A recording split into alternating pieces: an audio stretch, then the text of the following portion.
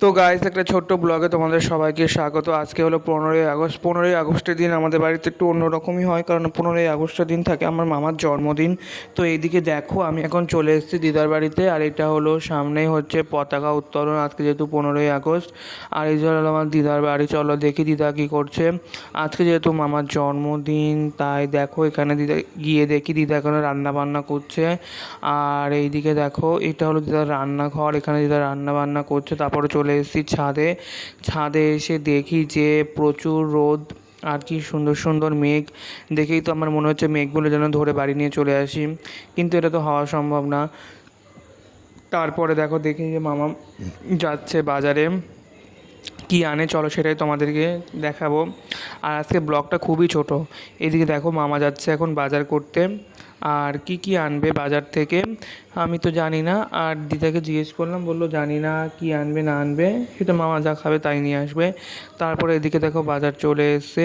এদিকে এসে দেখি যে মামা একটা হেভি সুন্দর জিনিস এসছে, সেটা হলো মাটন নিয়ে এসছে। আমরা যেহেতু এখন খাবো না, শ্রাবণ মাস চলছে আমাদের, আর এদিকে এর মধ্যেই মামার জন্মদিন পড়ে গেছে, তাই আর কি করা যাবে।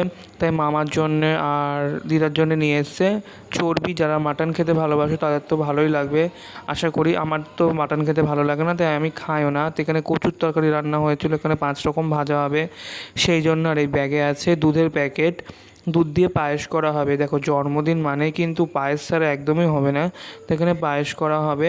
আর আমি তো একটু বাইরের ওয়েদার দেখছিলাম, আর আজকে আমার শরীরটা না একদম ভালো লাগছিল না, কেন জানি না। আর একটু ভিডিও ক্লিপ নিতে পারিনি, অনেক অনেক মুহূর্ত মিস করেছি। যে কটা পেরেছি সে কটা নিয়েছি। আর এই ব্লগটা ভালো লাগলে কিন্তু অবশ্যই করে সাবস্ক্রাইব করে ফলো করে পাশে থাকবে। সামনেই তো আসছে মনসা পুজো, পরের দিন তোমাদের মনসা পুজোর ভিডিও দেখাবো আমার বাড়িতে কেমন মনসা পুজো হয়।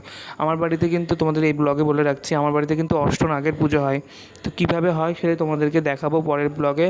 তার আগে দেখো, এখানে পায়েস রান্না করেছে আমার দিদা, কিন্তু খুব সুন্দর পায়েস করে আর কি। আমার জন্মদিনে বলো বা আমার বোনের জন্মদিনে বলো বা মামার জন্মদিনে বলো, খুব সুন্দর কিন্তু এখানে গাঢ় দুধের, দেখেছো একদম এত সুন্দর করেছে যে হলদেটে হলদেটে হয়ে গেছে।